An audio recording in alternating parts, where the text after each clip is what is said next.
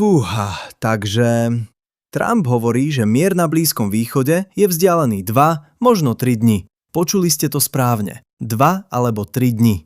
A to hovoríme o konflikte, ktorý trvá od februára tohto roka. O krajine, kde rakety lietali ešte v nedeľu a o diplomatickom procese, v ktorom sa slovo čoskoro opakuje tak dlho, že mu málo kto ešte verí na slovo. Trump to povedal v útorok novinárom priamo. Citujme ho presne. Útočili na seba navzájom a teraz obaja prostredníctvom mňa súhlasili, že prestanú. Sme v záverečnej fáze toho, čo bude veľmi, veľmi dobrá dohoda.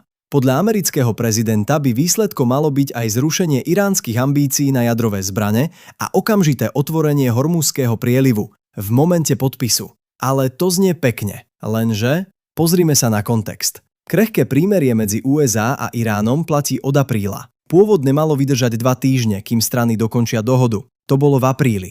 Minister zahraničných vecí Rubio vtedy hovoril, že rokovania potrvajú niekoľko dní. Tie dni sa zmenili na týždne. A tu sme. Začiatok júna a stále tá istá mantra.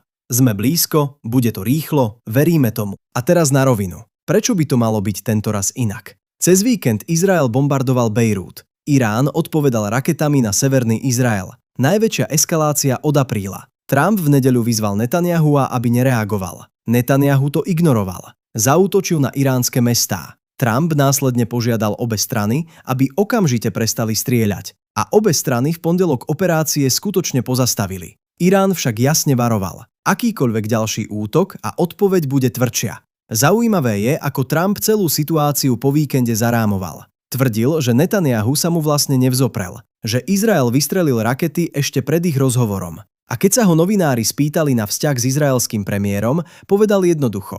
Ak mu poviem, aby niečo urobil, urobí to.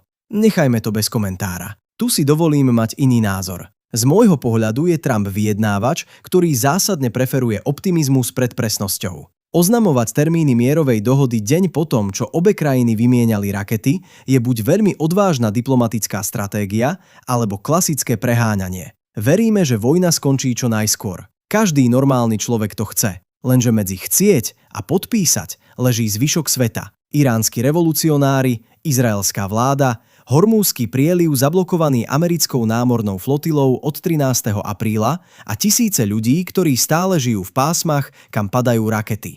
Takže, z toho vyplýva, že dnešná správa nie je správa o mieri. Je to správa o tom, že rokovania prebiehajú, eskalácia bola dočasne zastavená a americký prezident, ako mnohokrát predtým, sľubuje prelom v horizonte niekoľkých dní. Možno to vyjde, naozaj to dúfame. Ale história tohto konfliktu nás učí, aby sme si nechali radosť na deň, keď bude na stole skutočný podpis. Som zvedavý, ako to ešte dopadne s Hormúzom, lebo to je tá konkrétna vec, od ktorej závisí nielen vojna, ale aj ceny ropy a energia pre celý svet vrátane nás.